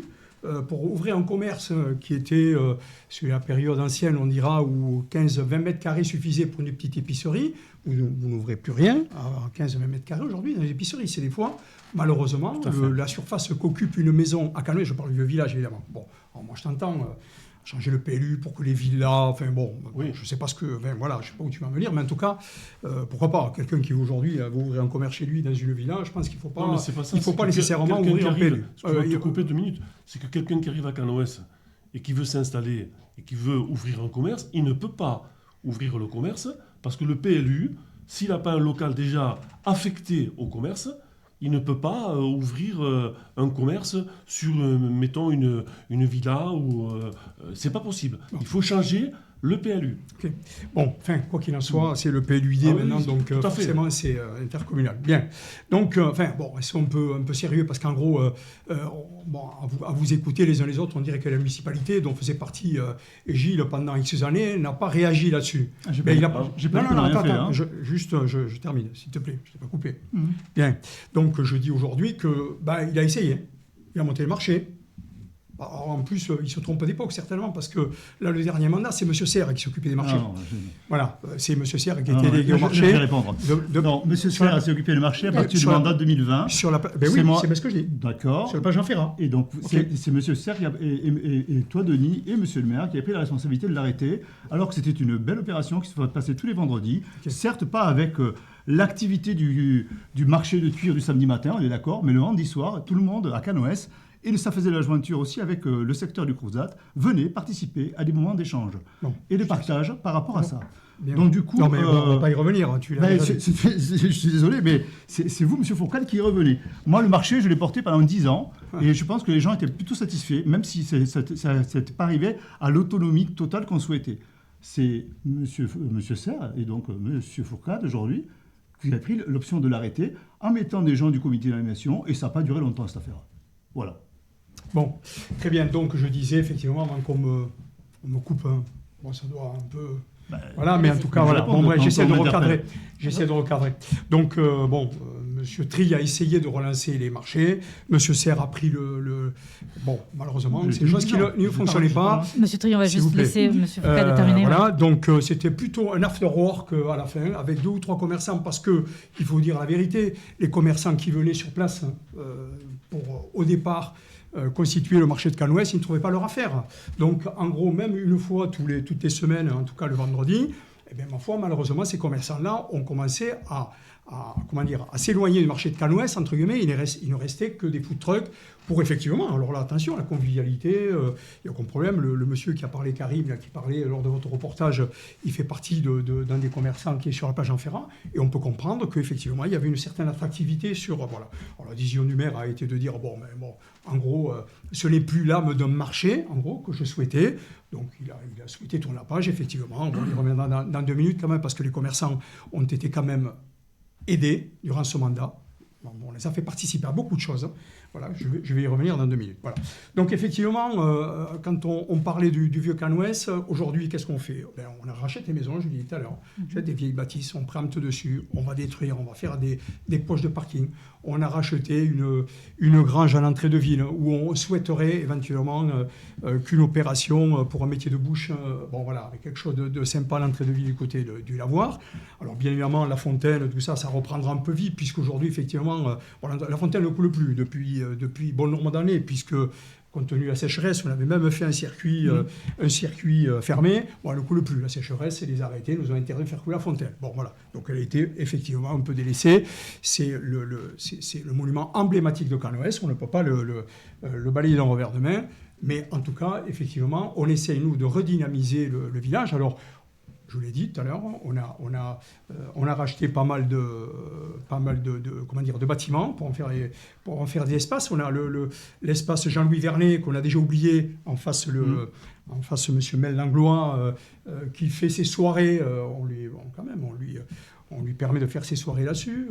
On permet à Karim du petit panier en queue là, d'avoir une terrasse un peu plus pour avoir une activité. On aide le commerce tant que l'on peut, en tout cas. Voilà. Donc on voit bien, Carla, tu l'as dit tout à l'heure, concernant l'arrivée de certains commerçants aujourd'hui, mais sur des surfaces de vente cohérentes par rapport à l'activité. Et d'ailleurs, regardez, quand vous discutez avec ces jeunes qui viennent d'arriver, Honoré, ils cherchent à s'étendre. À Canouès, ils ne trouvent rien. Ils ne trouvent absolument rien. Donc autant dire, et là on en a la preuve, que Honoré qui aujourd'hui ne désemplit pas effectivement au-delà des frontières de Canouès, avec des gens qui viennent de Canet, de Pézia et que sais-je, c'est des jeunes qui veulent bosser. Donc ils ne trouvent aucune surface cohérente sur Canouès pour, encore une fois, étendre leur activité. Quant au local qu'on aura acheté, puisqu'on rachète des locaux, etc. Alors bien évidemment, il faudrait revenir. J'ai noté quelques petites questions des gens autour de la table concernant le légumier. Fred, qui est effectivement convoité. Mais on y reviendra, il n'y a pas de problème. Il n'y a rien d'arrêté aujourd'hui. Fred, aujourd'hui, il avait l'intention de partir à Toulouse. Je pense que, il est revenu sur ses... Ça a déjà été négocié avec le propriétaire, pour information. Donc, il va partir. Bon. En tout cas, c'est ce qui se dit. Moi, j'attends le résultat. C'est lui qui l'a dit, c'est pour ça. Ce qui se dit. Donc, en gros, on réagit, on fait ce qu'il faut pour travailler avec le commerce. Et puis, on en a parlé, on ne va pas y revenir, la tôlerie. Oui. Non. J'ai fait joker là-dessus, on en a assez parlé. On a parlé, et je voudrais qu'on aborde aussi la dernière thématique. Il n'y a pas de problème. Donc, j'essaye quand même d'argumenter ce que fait la municipalité aujourd'hui. Je ne peux pas laisser dire tout ce qui se dit autour de la table. Et si je dis rien, on va penser que la municipalité ne fait rien. Donc, on travaille avec l'ORCA, l'agence d'urbanisme catalane aujourd'hui. Voilà, c'est ça. Et donc le département, pour renaturer tout ça, remettre la nature au centre-village, faire que le village soit attractif, M. Climaco, de manière à les faire revenir les gens. Essayez, vous allez voir dans notre projet qu'on va distribuer dans quelques jours, on a des idées aux sorties pour faire revenir la culture au centre-ville, pour essayer effectivement, au-delà des gens de Canouès, d'attirer d'autres personnes. Voilà. Donc on réagit. Et puis pour en arriver... Il y avait la vitesse aussi. Donc, dans ce cadre-là, le sens circulation va être revu via l'ORCA, via par nous, avec la consultation des citoyens, parce que, M. Climaco, l'expérience du terrain, ce que j'essaie de faire ressortir dans ce que je dis de ce que j'ai fait dans mon mandat, en tout cas, c'est effectivement la démocratie participative. J'ai été pendant 6 ans au sein des conseils de quartier, au sein des conseils des charges, etc. Donc je sais de quoi on parle aujourd'hui. Voilà. Et donc effectivement, on peut faire participer, et on va faire participer les citoyens à tout changement sur la circulation, Et pour terminer juste les fêtes, parce que toute l'année, très bien, Jean-Marc, Gilles, très bien. Toute l'année, il n'y a aucun problème, on verra sur le projet. En tout cas, aujourd'hui, on a effectivement recentré tout ça sur le seul périmètre qui nous permettait de recevoir 5000, pas plus, parce qu'on ne pourrait pas dépasser 5000 personnes, c'est le stade du village. Et puis, aujourd'hui, on voit bien que ces fêtes ont une renommée depuis 4-5 ans, et j'y transpire. Je travaille avec un groupe de bénévoles pendant de 40 à 45 personnes qui me suivent depuis... Ça a été créé depuis 2021. Ces gens-là c'est des bénévoles. Alors bien sûr, j'ai quelques élus avec moi. En tout cas, ces gens-là sont pratiquement corvéables à merci. On ne peut pas laisser dire aujourd'hui que les Festicanoès, aujourd'hui, ça ne représente rien. Bien sûr que la fête du village, on va relooker tout ça, il n'y a pas de problème. Mais en tout cas, c'est de l'énergie qu'on met là-dedans. Ça ne se fait pas tout seul, messieurs, dames. L'expérience du terrain, c'est aussi ça. Ce n'est pas pour dire on va faire, il faut le faire. Il faut y être, il faut transpirer, il faut mouiller la chemise. Il ne suffit pas de dire on va, il faut qu'on... Voilà.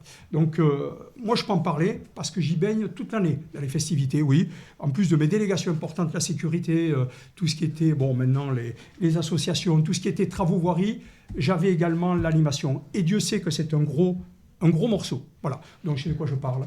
Et je sais comment il faut animer, effectivement, un village aujourd'hui, quoi. Voilà. Alors, il y aurait encore beaucoup de choses à dire, oui. je pense, sur l'animation du Je voulais centre-ville. juste dire quelque chose. Alors, vraiment, un dernier mot, et après, on passera à la thématique suivante. Ne dites pas qu'on n'est pas sérieux. En tout cas, le collectif, on ne peut plus que sérieux. Parce qu'il y a une image aussi centrale du centre-ville et qui est encore fermée. C'est le café de La Fontaine. Ce café, quand il a fermé, je pense que c'était le déclin. En tout cas, nous, ce qu'on veut proposer aussi aux citoyens, c'est de pouvoir... Voilà, alors... Par quel moyen, présentation ou en discussion avec le propriétaire, ou peut-être vous l'avez déjà racheté, mais bon, ça, on ne le sait pas. Mais voilà, de refaire vivre aussi ce lieu qui était un lieu de passage du lundi matin avec les sénateurs sur les bancs et le café, au dimanche soir avec les équipes de rugby et de foot de Canoës qui venaient au centre-ville. Donc ça aussi, c'est quelque chose de fort qu'on veut remettre, mais monsieur Fourcade, on est sérieux. Je pense qu'autour de la table, on est un peu plus sérieux quand on parle. C'est un clin d'œil. Je dis simplement, monsieur Climaco, pour vous mettre quand même au fait de l'actualité. Le café, comme le sait monsieur Trier, qui a suivi l'actualité à ce moment-là aussi, on a souhaité effectivement l'acquérir. D'accord ? Bien. Donc je parlais tout à l'heure que c'est pourquoi certains ont laissé tomber leur commerce, parce que il y a eu différentes raisons. En tout cas, on a souhaité l'acquérir. Voilà, 250 000 euros, 150 000 euros au final. Il y en avait pratiquement pour 300 000 euros de travaux dedans pour le remettre. On a lâché l'affaire. Enfin, les deniers publics aussi, il faut les gérer comme il faut. Et puisque vous avez vécu, étant jeune, moi j'ai vécu de bons moments étant jeune dans le village, etc. Mais aujourd'hui, pour faire revenir une équipe de rugby, ce que vous imaginez, dans le bistrot à Canoës, bien sûr que c'est quelque chose qui est parti, le bar de l'Union.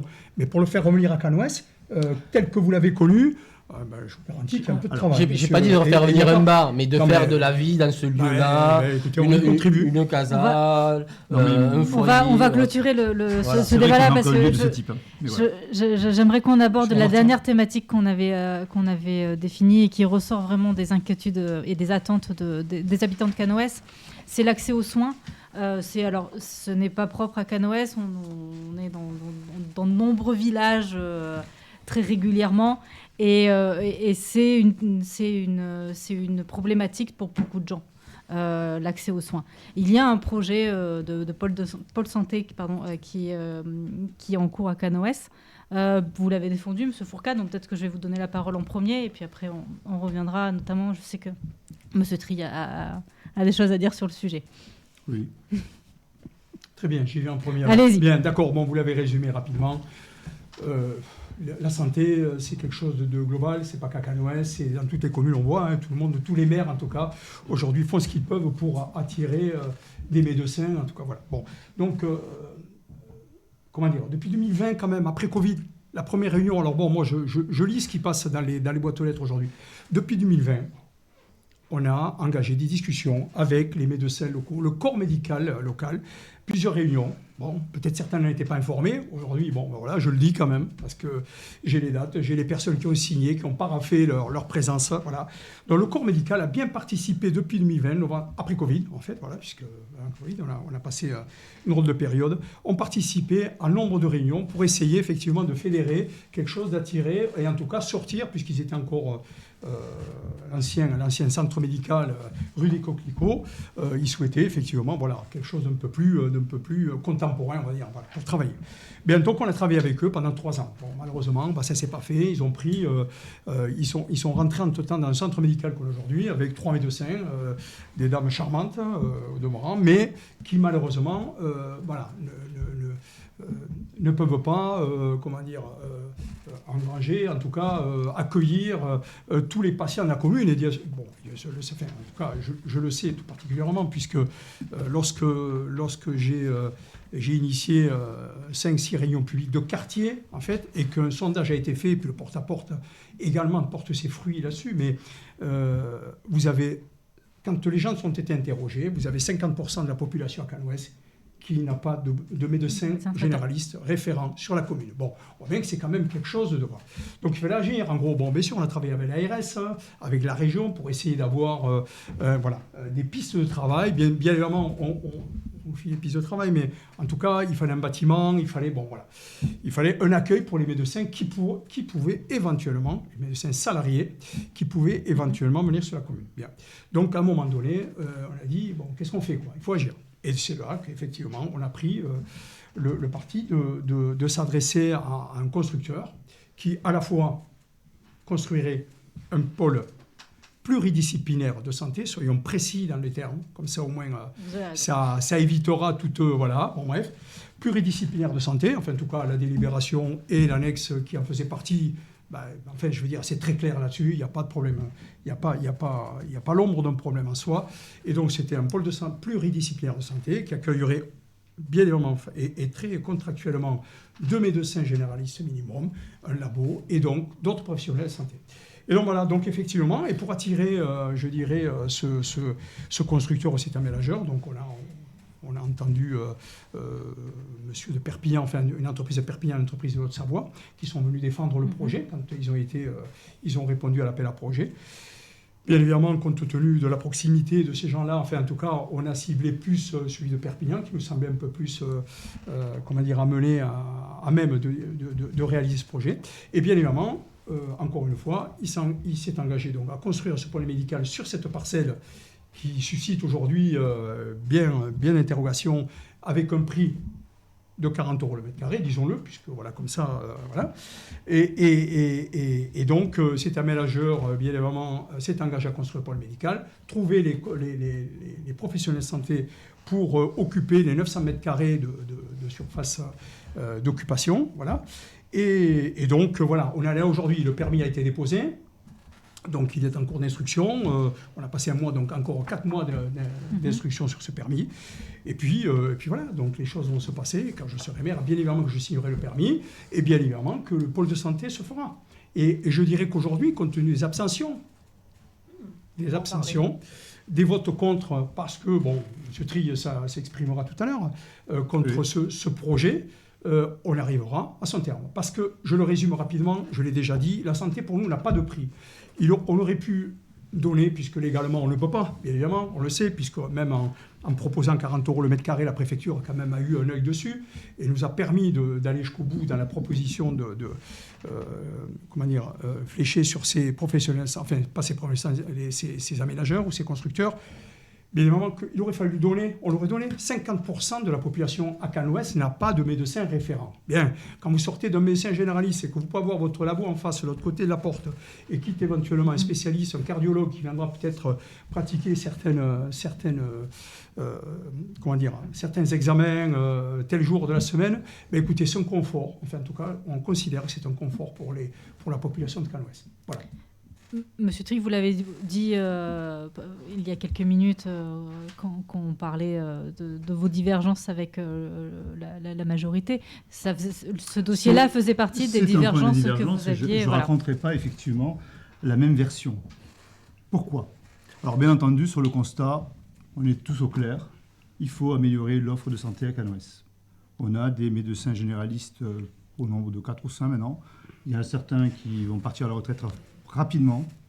La réalité, c'est que ce sont des médecins généralistes dont Canoës a besoin. Sur les 50% que présente M. Foucaud, je ne suis pas d'accord, puisque l'ARS que j'ai contacté et avec qui j'ai des échanges réguliers me dit que ça tourne à peu près entre 1000, 1200, 1300 personnes qui n'auraient pas de médecin référent sur la commune. Bon, on est loin des 50%. Au-delà de ça, mon souci sur ce dossier, c'est sa mise en œuvre, tout simplement. Ça arrive comme ça. Alors, il y a une réflexion, hein, un débat en 2020, ok. C'est tombé dans des études après, voilà. Et allez, fin 2024, encore étant adjoint en délégation et dans le groupe majoritaire, on nous a soumis un projet. 8 pages, hein, 8 pages. Simplement pour nous annoncer à un groupe majoritaire qu'on allait vendre un terrain qui était estimé de toute façon importante par les domaines, hein, France Domaine, entre 150 et 200 euros le prix du mètre carré, à 40 euros le mètre carré. Alors en soi, c'est déjà quelque chose d'important, puisque je ne veux pas rappeler, mais on a besoin aussi d'argent dans cette commune, on a un endettement qui est très important, et se séparer d'un terrain idéalement situé sur la commune. Je rappelle qu'il est avenue de la Massaguère, l'avenue principale de Canoës, qui fait 1800 mètres carrés. Bon, si la cause est noble, 40 euros, pourquoi pas? La seule chose, c'est qu'on est en proximité qui me semble être plutôt un effet d'annonce. Parce que la réalité de trouver des médecins généralistes aujourd'hui, elle n'y est pas. On n'en a pas de médecins généralistes en France, nulle part. L'ARS n'en a pas. Les étudiants sont en cours. On aura des médecins généralistes dans 5 ou 6 ans, qui pourront revenir. On a des possibilités de quoi aujourd'hui? En fait, quand je dis qu'on a discuté un peu avec les médecins et l'ARS en 2020, on a essayé de faire quelque chose avec les régions qui n'a pas fonctionné, ça c'est vrai. Mais depuis, plus de contact avec les 2 cabinets médicaux existants, le docteur Martinez, le cabinet du docteur Gabod. Donc, ce projet, ils l'ont découvert comme ça. Il n'y a jamais eu d'échange municipal avec ce projet, donc jamais associé, jamais de contact avec l'Agence régionale de santé, qui quand même pilote la santé sur le département, sur ce projet. Okay, et du coup, on se retrouve avec... Qu'est-ce qui se passe? Je me renseigne, on regarde au niveau des 2 cabinets médicaux existants. En fait, ces cabinets médicaux existants, ils ont des bureaux de consultation qui sont libres. Donc un chez le cabinet du docteur Martinez et un chez le cabinet du docteur Gabod. Donc le sujet du bâti, et à tout prix vouloir construire un bâti sur un terrain qui est important pour la commune de Canoës et pour son développement, moi, m'interpelle vraiment, au-delà du prix. Hein. Mais cerise sur le gâteau, la maison de santé pluridisciplinaire va ouvrir à Toulouse. Eux ont travaillé dans l'ordre. Ils n'ont pas dit on vend un terrain à un aménageur pas cher et on demande, j'avais oublié de le dire, mais on demande à l'aménageur de trouver des professionnels de santé. À quel moment un aménageur, un constructeur de bâtiments, est en capacité de trouver des professionnels de santé? Je ne sais pas. Je n'ai jamais vu ça. Et je pense que ce n'est pas possible. Donc du coup, on se retrouve avec la situation où, aujourd'hui, on vend Jean-Marc parlait de joyaux. On peut parler de joyaux, là aussi. On vend un joyau de la commune à un prix dérisoire, avec clairement une insatisfaction parce qu'on ne sait pas où on va. Et les gens se posent la question. Les gens voient un panneau et se disent, mais il y aura des médecins? Est-ce qu'il y aura vraiment des médecins? Et là, on ne sait pas répondre. Parce qu'aujourd'hui, il n'y en a pas de médecins. Alors, si c'est pour compléter avec d'autres types de professions qui ne sont pas prioritaires à la commune, je rappelle, c'est les médecins généralistes qu'il faut sur Canoës. Et donc, du coup, quand on discute avec le maire de Toulouse, il nous dit, mais Gilles, nous, à Toulouse, la maison de santé pluridisciplinaire, elle est lancée, et on a obtenu l'agrément de l'Agence régionale de santé, qui va couvrir les populations, vous voulez savoir de qui?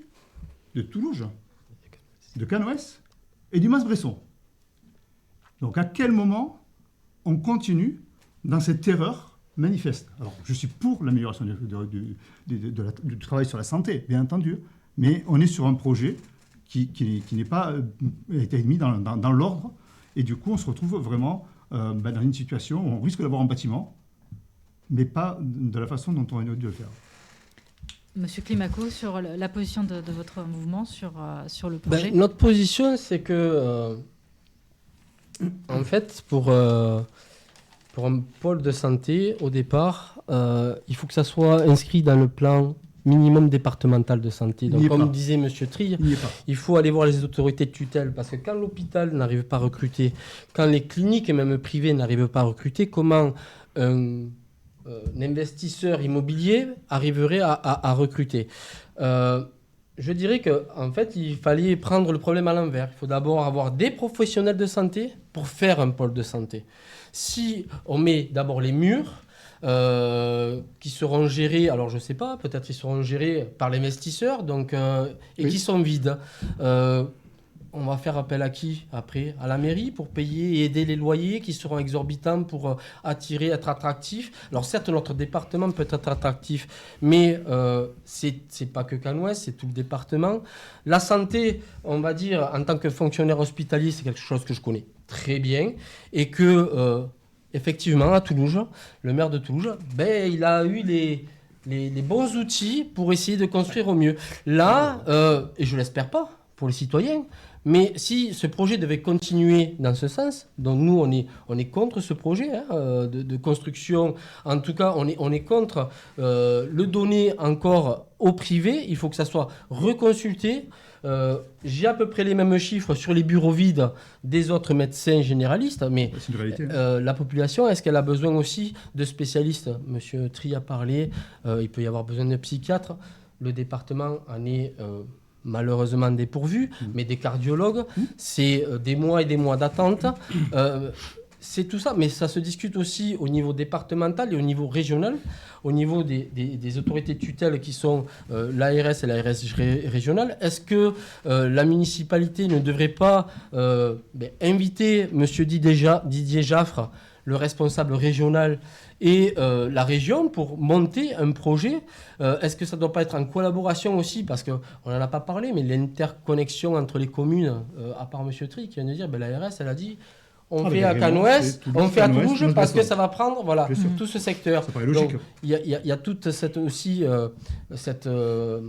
machine à imbriquer, mais dans l'état actuel des choses, la vérité de ce projet de pôle de santé, c'est une coquille vide.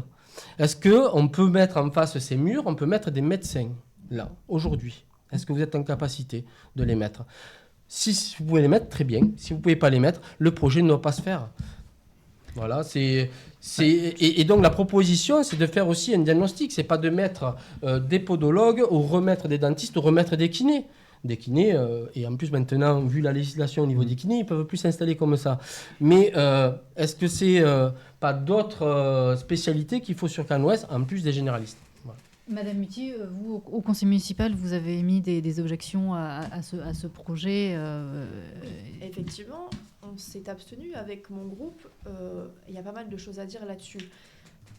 Parce que oui, nous sommes des élus de l'opposition, mais visiblement, nous ne sommes considérés que comme de simples élus de l'opposition. Et pourtant, on nous demande de nous prononcer sur un sujet qui est complexe et qui est quand même d'ordre majeur pour notre commune, puisque la santé, effectivement, est un enjeu majeur. Et sur lequel, sur le constat, on se retrouve tous. On a besoin, partout, à Cannes-Ouest comme dans le reste du département et dans le reste du pays, d'une meilleure offre de santé pour tous. Ça, c'est clair. Alors, mon abstention, elle n'est pas sur le fond, puisque au demeurant, je ne suis pas spécifiquement contre le fait d'anticiper une future offre de santé qui pourrait être regroupée dans des bonnes conditions pour des professionnels, etc. Mais moi, je me suis abstenue par rapport à l'opacité de ce projet tel qu'il nous a été présenté en conseil municipal. On n'a quasiment eu aucun document, que ce soit le plan, la superficie, les professionnels visés, parce qu'on dit oui, et d'autres professionnels de santé, oui, donc etc. Moi, ça ne me dit rien de plus. Les équipements prévus, la surface de chaque local, puisque ça aussi, c'est un enjeu pour les professionnels. Comment vont être faites les choses? Est-ce que c'est fonctionnel vraiment pour eux? Ça, on ne sait pas. J'ai appris des informations comme ça, un petit peu au lance-pierre par monsieur le maire qui, quand j'ai posé une question, m'a dit donner un peu dédaigneux. Oui, il y aura ça, ça, ça. Oui, d'accord, mais la délibération, elle est où? Parce que moi, je ne peux pas me prononcer comme je le voudrais sur un dossier où je n'ai pas la moindre info. Donc ça, c'est pas possible. Une fois de plus, faut rappeler, et Gilles Trill l'a fait, 40 € le mètre carré sur un terrain comme celui-ci, c'est un cadeau, oui, effectivement. Ça, c'est clair. En contrepartie, apparemment, d'un loyer modéré de la part du constructeur. Qu'est-ce qui nous garantit? Et qu'est-ce qu'on appelle un loyer modéré aussi? Moi, je ne sais pas. On On n'a peut-être pas la l'autorise. même notion du loyer modéré. Je ne sais pas. Juste pour préciser, on l'autorise à vendre tout ou partie de l'immeuble, mais il n'y a pas de cadre formalisé sur le prix de vente et sur le prix de la location. C'est simplement une petite phrase comme ça. Voilà, il n'y a pas de garantie, le contrat n'est pas C'est très inquiétant borné. quand même quand on ficelle un projet de cette envergure pour notre commune. Voilà, enfin ça reste aussi un sujet très important. Et que fait aussi la mairie pour attirer ces professionnels? Parce que, on l'a dit là aussi, Gilles Tri l'a redit, mais c'est pas le rôle d'un promoteur que de chercher des professionnels de santé. Que fait la mairie? Il y a d'autres communes, type Bao par exemple, là aussi, où ils s'impliquent directement dans la recherche, dans la prospection de nouveaux professionnels. Ici, la mairie se décharge directement sur le promoteur et entièrement. Le but, c'est quand même d'attirer de nouveaux professionnels. Alors effectivement, on en manque de façon générale. Ils ne sont pas formés encore pour la plupart, donc on ne les invente pas. Mais ce n'est pas simplement de regrouper des gens, c'est d'en attirer d'autres. Il y a des villes qui sont mieux pourvues que d'autres. Donc oui, peut-être mieux répartir l'offre médicale sur le territoire français. Oui, peut-être. Et aussi, il faut savoir que j'ai été aussi contactée par un médecin résident de Canoës qui n'exerce pas effectivement sur la commune, mais qui réside là et qui a... lui, pas du tout été concerté, du coup, par la municipalité. Il n'a pas été démarché, on ne lui a rien proposé. Et ce monsieur me dit, oui, mais moi, j'habite Canoës, donc travailler à 2 pas de chez moi, ça m'aurait pu m'intéresser, mais personne ne m'a rien dit. J'ai découvert ça parce que dans mon cabinet à Perpignan, j'ai reçu un petit flyer, très flou d'ailleurs, qui n'expliquait rien au niveau des équipements. J'ai su ça comme ça et certainement pas de la ville. Et pourtant, c'est quelqu'un qui, je pense, la mairie connaît très certainement. Donc, il y a pas mal de choses qui ont fait que, effectivement, j'ai dû m'abstenir. Pas parce que j'ai pas envie qu'on ait une nouvelle offre de santé et des équipements adaptés, mais parce que moi, je peux pas me prononcer sur quelque chose qui est aussi opaque. Pas possible. Très rapidement, comme ça, je donnerai après la parole à M. Palma. L'expérience de ce monsieur à qui vous avez échangé est très bien, mais il faut aussi penser qu'un médecin qui arrive et qui travaille déjà, et qui est sur notre commune, mais qui travaille peut-être déjà ailleurs, a déjà sa patientèle. Donc ça veut dire que ça ne règle pas forcément le problème. Là, on a besoin de médecins généralistes.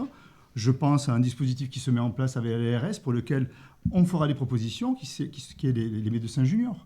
Il y a un sujet avec les médecins juniors qui sont attelés donc à un médecin généraliste et qui peuvent nous amener sur les dernières années un confort et on pourra peut-être compléter les bureaux. On peut prospecter dans les écoles de médecine. Voilà, on peut faire ça aussi. Voilà. Actuellement, l'hôpital de Perpignan et l'hôpital de Thuir, grâce à ces médecins seniors et juniors, arrivent à tourner. Donc on pourrait évidemment, bien sûr, ça peut être exploré. C'est une piste. Monsieur Palma. Alors moi j'ai un avis bien sûr complètement différent. Je suis pour ce pôle de santé à l'endroit où il est, pour plusieurs raisons. D'abord parce qu'un maire ne peut pas rester immobile quant à l'accès aux soins de sa population. Je rappelle quand même qu'à Canoës, il y a 30% de personnes âgées. Ça, c'est un premier point. D'autre part, cet équipement va être financé à 100% par l'opérateur privé et donc ça va éviter aux contribuables de Canoës de payer davantage. Donc ça, c'est aussi un point très très fort sur le projet. Et puis, cet espace de santé, c'est une obligation, je dirais même, c'est une responsabilité du maire. Alors, on me dit, l'ARS. Mais l'ARS, si un maire doit attendre le coup de tampon de l'ARS, on ne verra jamais de pôle de santé à Canoës. Et en fait, l'ARS n'a pas toutes les vertus, même si je respecte beaucoup l'ARS, et si c'est un partenaire, mais ça ne doit pas être un obstacle. Pourquoi ce bâtiment est nécessaire? Parce que même si on ne peut pas avoir de médecins, c'est sûr que la solution, ça serait d'avoir des médecins généralistes. Mais on peut faire porter, et je me rapporte à ma note, on peut faire porter le financement aux opérateurs privés d'une part, et puis ensuite, les professions de santé qui ne sont pas assujetties au coup de tampon de l'ARS, que sont les médecins libéraux, les infirmiers, les kinés, je ne veux pas en oublier, les ostéopathes, les psychologues, les sages-femmes, la télémédecine, qui va devenir de plus en plus importante dans les années à venir, et la permanence des préventions. Donc oui, cet équipement est nécessaire, et si demain je suis le maire de Canoës, je continuerai à l'augmenter et à le sécuriser dans l'intérêt général de cette population, et je crois qu'un maire doit se soucier de cet intérêt-là. Monsieur Fourcade, je vais vous laisser répondre parce qu'il y a beaucoup de questions qui ont été posées par les autres candidats. Peut-être que je vais la résumer. Je vais peut-être prendre celle qui, moi, me semble revenir de tous. Êtes-vous sûr de pouvoir accueillir et avoir les 2 médecins Je l'ai dit tout à l'heure, c'est contractualisé. Alors, Carla disait qu'elle n'avait pas lu. Là, je tiens à votre disposition la délibération, l'annexe qui allait avec la note de synthèse. Elle fait valoir le nombre de médecins sollicités pour pouvoir créer ce pôle pluridisciplinaire de santé. Sollicité. Oui, non, mais ça veut dire que... Non, mais concrètement, quand même. Ça veut dire que si ce constructeur, cet aménageur, dont certains veulent faire croire que c'est un projet immobilier, ne trouve pas ces 2 médecins à minima, voire ce laboratoire qui s'associe à ce médecin, il ne se fera rien. C'est contractualisé dès le départ. Alors n'ayez crainte, messieurs, dames, avec les sujets concernant l'aspect financier, l'aspect de ne pas éventuellement avoir des médecins qui rentrent dans ce centre médical. Ils y seront. Je peux vous l'assurer, ils y seront. Quant à l'allusion que vous faisiez tout à l'heure, Carla, concernant le médecin que vous avez rencontré, ben moi aussi j'en ai rencontré un. Ben voilà, c'est peut-être le même du coup, qui a reçu effectivement un flyer dans son cabinet, comme d'ailleurs tous les professionnels de santé du département, voire d'ailleurs, ont reçu un flyer pour rentrer en contact avec l'entreprise, la société Angelotti, et notamment M. Rouquier, qui pilote tout ça, qui est à la recherche effectivement aujourd'hui de médecins de santé. Et si on les a, enfin le médecin généraliste, pardon, et si on ne les a pas, ça ne se fera pas. C'est la condition numéro 1. Enfin, c'est là où vous avez, désolé, un peu loupé le train, mais c'est la condition numéro 1 pour laquelle le pôle pluridisciplinaire de santé se fera. Alors, il y aura 2 médecins généralistes, comme on l'a dit, et la liste des médecins. Alors, bien évidemment, je suis d'accord avec M. Climaco, on ne va pas faire revenir des kinés. Je pense qu'effectivement, Canoës, voilà. Mais un dentiste, pourquoi pas. Enfin, moi, je pense que si vous voulez prendre rendez-vous rapidement chez un dentiste à Canoës, ça va vous paraître un peu compliqué. Voilà. Donc, il peut y avoir un dentiste qui va venir aussi. Enfin, il peut y avoir tout un tas de professionnels de santé qui peuvent, ce que disait Jean-Marc tout à l'heure, peuvent venir s'implanter au-delà, bien évidemment, des 2 généralistes qui sont la condition sine qua non pour que ce projet arrive à son terme. Et dès lors que l'entreprise ou l'aménageur nous aura dit « Ok, le contrat est signé, il n'y a pas de problème, on les a », on y va. Voilà, le permis de construire est déposé. Enfin, je veux dire, comment vous pouvez imaginer que quelqu'un dépose un permis de construire sans même avoir la quasi-certitude qu'il va y arriver. Alors, on peut s'interroger, on se dit « Mais ces gens-là ne sont pas faits pour ça ». Nous verrons bien. Dans quelques mois, je peux vous... J'en termine. Nous verrons bien. Alors, Gilles, monsieur Trier, tout à l'heure, faisait référence au prix du mètre carré. Le prix du mètre carré, c'est pour pouvoir effectivement louer, voire vendre en tout cas. Vendre le prix du mètre carré au prix d'un logement social aujourd'hui, à un peu plus de 2 000 € de mètre carré. C'est pour ça qu'on a baissé le prix vers le bas. Parce que sinon, on aurait mis un terrain à vendre à 150 ou 200 € le mètre carré, vous n'auriez pas eu un seul aménageur. Pourquoi on ne l'encadre pas? Je termine. On l'encadre s'il pas te plaît. dans le S'il te plaît, je termine. Mais on ne l'encadre pas, on n'a pas besoin de l'encadrer. On propose un terrain à 40 € le mètre carré. Donc, les gens qui sont intéressés viennent. Les gens, on leur aurait proposé à 150 ou 200 €, on n'aurait personne. Je dis la santé, et je le redis clairement, la santé n'a pas de prix. Et quand tu dis, il y a 30% juste 1000 et quelques personnes qui n'ont pas. Bon, moi, dans mes rayons publics, c'est vrai qu'il n'y a pas beaucoup d'enfants. Bien sûr, il y a des adultes. Et quand je leur demande à tous de lever la main, quand on les compte, il y a 50% de personnes qui n'ont pas aujourd'hui de médecin référent à Canoës. Je suis désolé, ça, c'est la réalité. Voilà. Merci. On va s'arrêter là parce que le débat a duré un certain temps.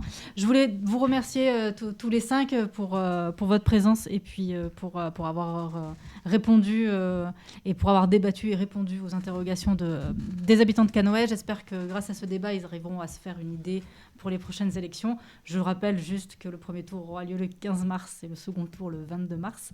Et je donne rendez-vous très prochainement aux lecteurs de l'Indépendant pour d'autres débats sur d'autres communes dans l'Aude et dans les Pyrénées-Orientales. Merci beaucoup à tous. Merci à vous, l'Indépendant.